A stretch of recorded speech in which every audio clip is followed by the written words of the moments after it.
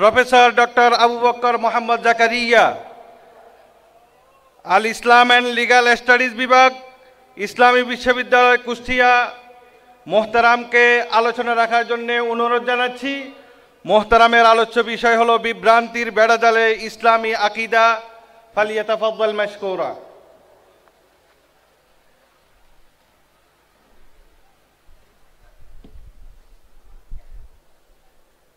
আসসালামু আলাইকুম ওয়া রাহমাতুল্লাহি ওয়া বারাকাতুহু। আলহামদুলিল্লাহি রাব্বিল আলামিন ওয়াসসালাতু ওয়াসসালামু আলা আশরাফিল আমবিয়া ওয়াল মুরসালিন নবিয়িনা মুহাম্মাদ ওয়া আলা আলিহি ওয়া আসহাবিহি আজমাইন। আম্মা বা'দ। এই বিশাল মজলিসে উপস্থিত হতে পেরে আমি আবেগে আপ্লুত। এই জন্য অনেক কথাই বলতে পারবো না, তবে আমি এত খুশি হয়েছি, আমি আমার আলোয় আসছি। নিজের জায়গাতে যেখানে কথা বলতে গেলে আমার কারো চিন্তা করতে হয় না। যে বিষয়টা নিয়ে আলোচনা আমাকে করতে বলা হয়েছে, এটা আপনারা এই মজলিসের আমি বিশ্বাস করি যে সবাই জানেন। তবে আল্লাহ তাআলা যেটা বলেছেন, ওয়াযাক্কির ফাইন্না যিকরা তানফাউল মুমিনিন, স্মরণ করিয়ে দিন, স্মরণ করিয়ে দিলে সেটা ঈমানদারদের কাজে লাগে। আপনারা ভালো করে জানেন মুহাম্মদুর রাসূলুল্লাহ সাল্লাল্লাহু আলাইহি সাল্লাম, তাকে আল্লাহ তাআলা যখন পাঠিয়েছেন তখন বলে দিয়েছেন আল্লাহ তাআলা যে হুয়াল্লাযী আরসালা রাসূলাহু বিল হুদা ওয়া দীনিল হক লিইয়ুযহিরাহু আলা দ্বীনি কুল্লি ওয়ালাউ কারিহাল মুশরিকুন ওয়ালাউ কারিহাল কাফিরুন। তিনি তার নবীকে পাঠিয়েছেন, রাসূলকে পাঠিয়েছেন বিল হুদা ওয়া দীনিল হক। একটা হচ্ছে বিল হুদা, হচ্ছে আল ইলমুন নাফি, আর দীনুল হক হচ্ছে আল আমলুস সালেহ। এটা হচ্ছে ইবনে তাইমিয়া রাহমাতুল্লাহ আলাইহির তাফসীর। আর ইলমুন নাফি হচ্ছে আল আকীদা সহিহা। ইলমুন নাফি হচ্ছে আল আকীদা সহিহা। কারণ যে ইলম বিশুদ্ধ ঈমানের দিকে মানুষকে নিয়ে যায় না, সে ইলম আসলে বিশুদ্ধ ইলম বলা যায় না। সে ইলম থেকে আল্লাহ তাআলা আশ্রয় প্রার্থনা করেছেন, আল্লাহর কাছে আশ্রয় প্রার্থনা করতে নবী বলেছেন। নবী সাল্লাল্লাহু আলাইহি ওয়াসাল্লাম বলেছেন, আল্লাহুম্মা ইন্নী আউযু বিকা মিন ইলমিন লা ইয়ানফা। ওই ইলম থেকে আমি আশ্রয় চাই যে ইলম উপকার দেয় না। ইলমুন নাফি হচ্ছে বিশুদ্ধ আকীদা। বিশুদ্ধ আকীদা হচ্ছে চরম জিনিস, পরম জিনিস, যা একটি মানুষ তার জীবনের বড় সম্পদ হিসেবে বিবেচনা করতে পারে। বিশুদ্ধ আকীদা নেই, যত আমলই করুক না কেন এটা কোনো কাজে লাগবে না, কোনো কাজে লাগবে না। সারা রাত ধরে যদি কোনো কেউ তাহাজ্জুদ পড়ে, ইবাদত করে, সারা দিন রোজা রাখে, দান সদকা করে, ভালো কাজগুলি সব করে, কিন্তু একটু ত্রুটি আছে সহিহ আকীদার মধ্যে, এই ব্যক্তি কিন্তু একটু আমল আল্লাহর জন্য তার আখিরাতে জমা হচ্ছে না। আল্লাহ তাআলা বলে দিয়েছেন এই জন্য, ওয়াকাদিমনা ইলা মা আমিলু মিন আমালিন ফাজআলনাহু হাবাআম মানসুরা। তারা যে সমস্ত আমল করেছে এগুলি দিকে অগ্রসর হয়ে আমি কি বিক্ষিপ্ত ধূলিকণা রূপান্তরিত করে দেই। আমল তো করে, সবাই আমল করে। আমাদের চেয়ে একটা গোষ্ঠী আছে সারা দিন আমল করে, রাস্তায় রাস্তায় ঘুরে বেড়ায়। আরেক গোষ্ঠী আছে মারামারি হানাহানি করে বেড়ায়। আরেক গোষ্ঠী আছে কোথাও কোনো দরবারে বসে গেছে, দরবারের কোণে। এরকম মানুষের অভাব নেই যারা জীবনটা পুরোটাই এই পথে ব্যয় করতেছে। আমল যদি শুদ্ধ হইলেই যদি হইতো তাহলে এদের মর্যাদা বেশি হইতো। কিন্তু আল্লাহ তাআলা কোরআনে কারীমে আমাদেরকে দুটি জিনিসেই বলেছে। একটা হচ্ছে আমলটা শুদ্ধ যেমন হতে হবে, তেমনিভাবে আমলটা বিশুদ্ধ পদ্ধতিতে হতে হবে, আর আমলটা আল্লাহর জন্য হতে হবে। ঈমান যদি ঠিক না থাকে সারাদিন আমল করে কোনো লাভ হবে না।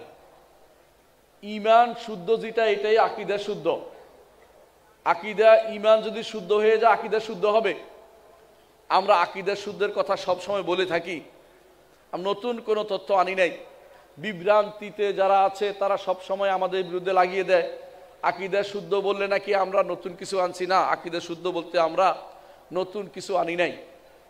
আহলুল হাদিসের মানহাজ যেটা এবং আহলুস সুন্নাহ ওয়াল জামাতের মানহাজ যেটা, সালাফিদের মানহাজ যেটা, সেটা হচ্ছে বিশুদ্ধ আকীদার উপর চলা এবং বিশুদ্ধ আমলের উপর থাকা। এই দুইটি জিনিস হচ্ছে তাদের জীবনের সম্পদ। এই দুইটি জিনিসের দিকে তারা আহ্বান করে। এই আহ্বান যে ব্যক্তি করতে পারবে সে সফল হতে পারবে। কিন্তু এই দুটির বিরুদ্ধে আজ সারা দুনিয়াতে এই দুটিকে সহ্য করতে পারে না। আপনারা দেখতে পান যদি সেখানে গান বাদ্য হয় সেখানে কেউ বাধা দেয় না, কিন্তু যদি কোরআন এবং সুন্নাহর মাহফিল হয় সেখানে শুধুমাত্র বাধাটা এসে যায়। এর কারণ হচ্ছে তারা বিশুদ্ধ আকীদাকে ভয় করে। তারা যে সমস্ত আকীদা পোষণ করে আছে সেগুলি যে শুদ্ধ না, এটা কিভাবে বলবো আমরা? সেগুলি যে শুদ্ধ না, তারা যদি কোরআন হাদিস দিয়ে মিলিয়ে দেখতো নিজেরাও বুঝতে পারতো। কিন্তু তারা ওই পথ অবলম্বন করে যেটা তাদের পূর্বসূরীরা করে গেছে। ইন্না ওয়াজাদনা আবাআনা আলা উম্মাতিন ওয়া ইন্না আলা আথারিহিম মুক্তাদুন। আমরা পূর্বপুরুষদের যেটার উপর পেয়েছি সেটার উপরে থাকব এবং সেটার উপরে আমরা হেদায়েত প্রাপ্ত হব, এটা তারা মনে করে। সেটাই তারা অনুসরণ করবে, এটা তারা মনে করে। এইভাবে অনুসরণ করলে তো হেদায়েত পাওয়া যাবে না। হেদায়েত পেতে হলে আল্লাহ এবং রাসূল যার আল্লাহ তাআলা যা দিয়েছেন, রাসূলুল্লাহ সাল্লাল্লাহু আলাইহি ওয়াসাল্লাম যার উপর আমাদেরকে পথ দেখিয়েছেন সেটার উপর থাকতে হবে। আজ আকীদা একটি বিভ্রান্তির বেড়াজালের মধ্যে নিমজ্জিত আছে।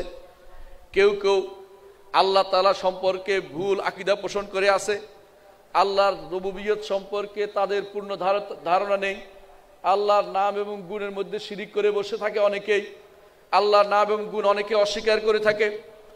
আর তাওহীদুল ইবাদা যেটা, তাওহীদুল ইবাদা অথবা তাওহীদুল উলুহিয়া যেটাকে বলে, এইটার মধ্যে বিভ্রান্তি তো আপনি চোখের সামনে দেখতে পান। আশেপাশে যে সমস্ত বিভিন্ন মার্কাজ হয়েছে, সেন্টার হয়েছে, দরবার হয়েছে, সেগুলিতে দেখতে পাবেন কবরের ছড়াছড়ি, মাজারের ছড়াছড়ি। সেখানে দেখতে পাবেন পীর গোষ্ঠীর পূজা।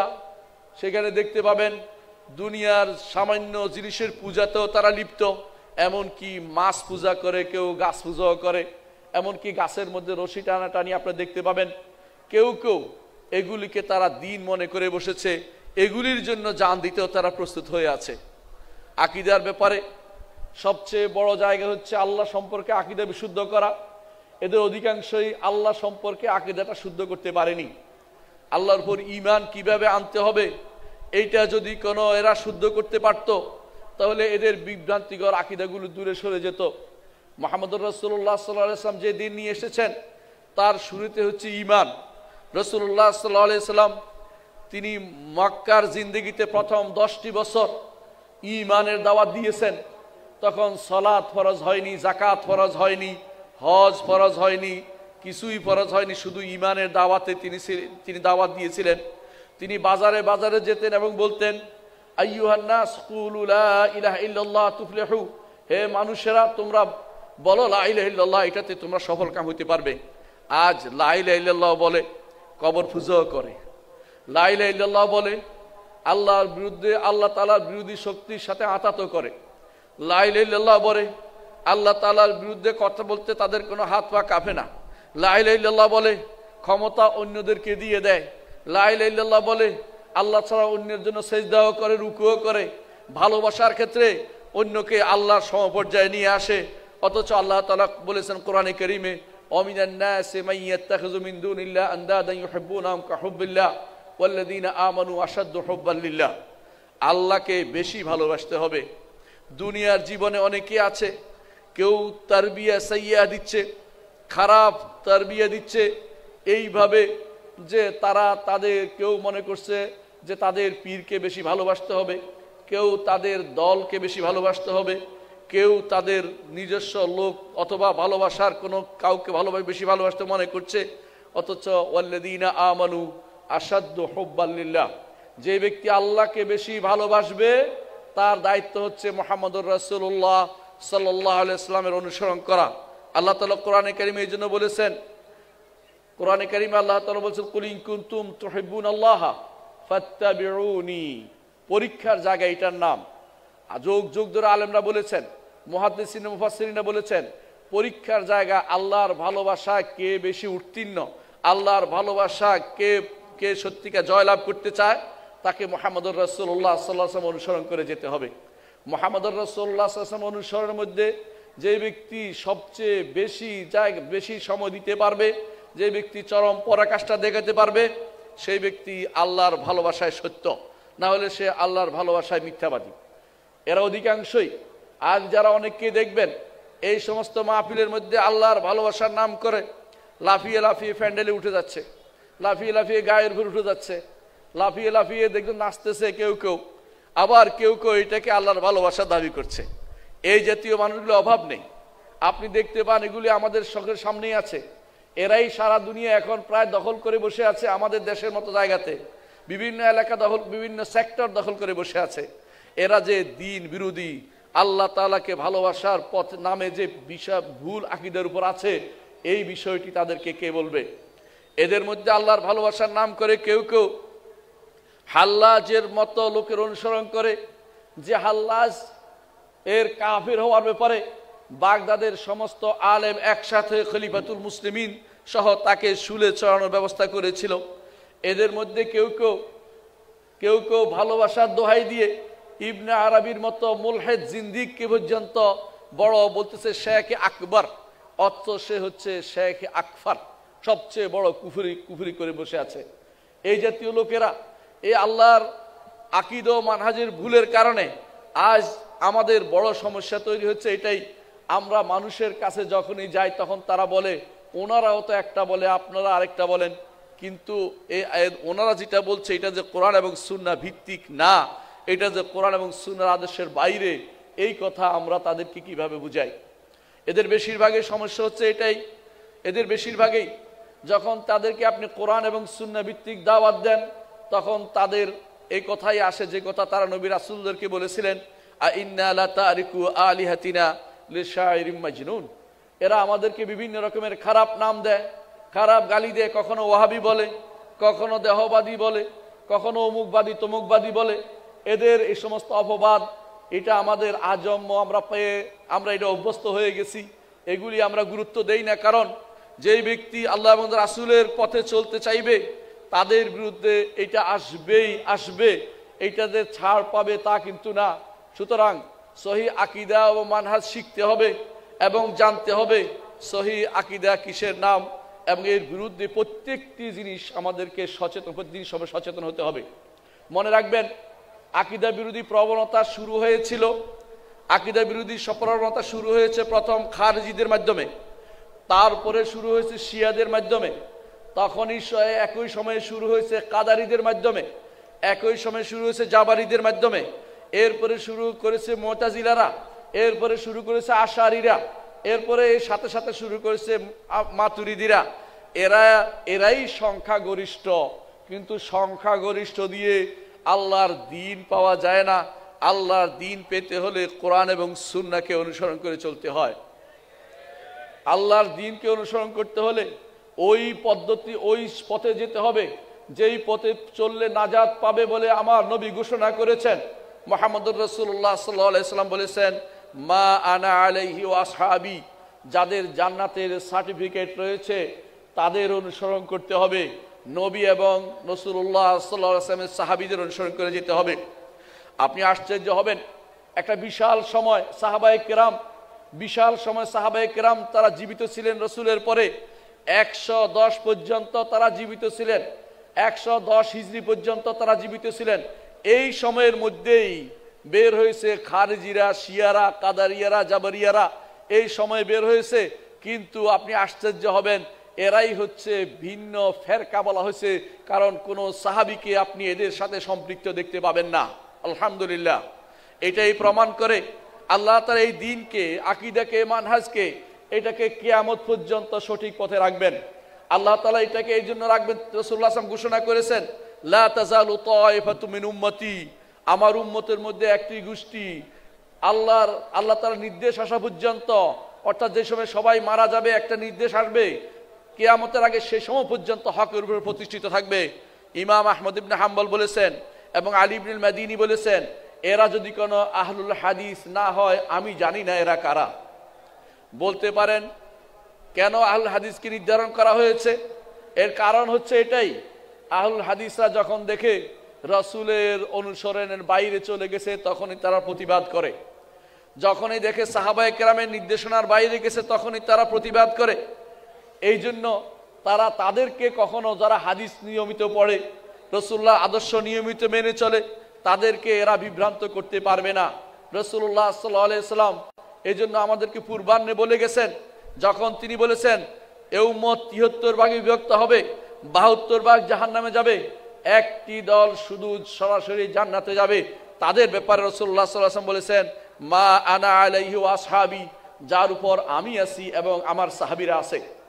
ঈমানদার দূর দূরান্তে যেখানে থাকুক না কেন, একজন মানুষ সংখ্যায় কম হতে পারে কিন্তু তারা তার ভাইকে নিয়ে বেশি, সাহাবায়ে কেরামকে নিয়ে তারা জামায়াতের মধ্যে আছে। সাহাবায়ে কেরাম হচ্ছে হক জামায়াত।